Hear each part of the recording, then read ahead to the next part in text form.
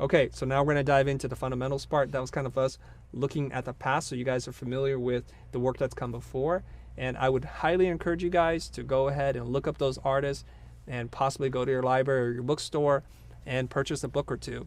Because the internet, it's often mislabeled, and so I had to do a lot of research to cross-reference who work was attributed to. But if you want to see complete works and find out more about their life and their thinking and their philosophy, I'd recommend getting their books. Okay, fundamentals. So here's a couple of quotes I want to share with you.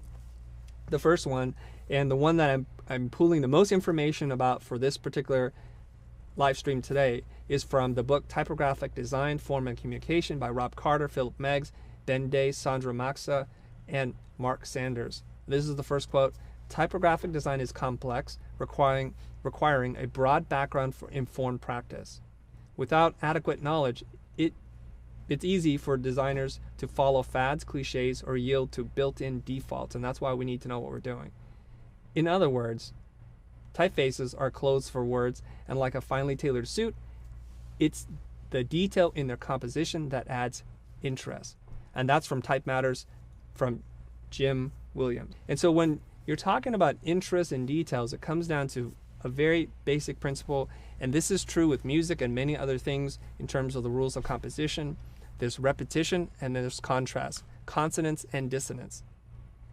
And why do we need that? Because if we're listening to a song and it has a beat, we can follow along, but if it stays on one beat, bump, bump, bump for too long, it becomes monotonous, so now we need something else. And so we need to break away from that.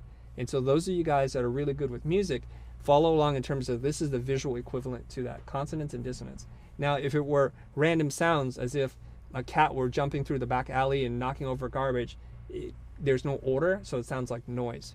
So it's a balance between repetition and contrast, or in the book they talk about it, A, B, A. A, B, A. And pay attention as we're talking about this stuff, how the designers are making those conscious decisions to create a pattern and to break that pattern. And I'll share some tips with you guys, okay? Content is king. You've heard that. Or concept is king. But in terms of pure layout, contrast is king. And so today's episode, we're going to be mostly focusing on how to develop, build, harness, control contrast in your design and in your layouts. Contrast is king.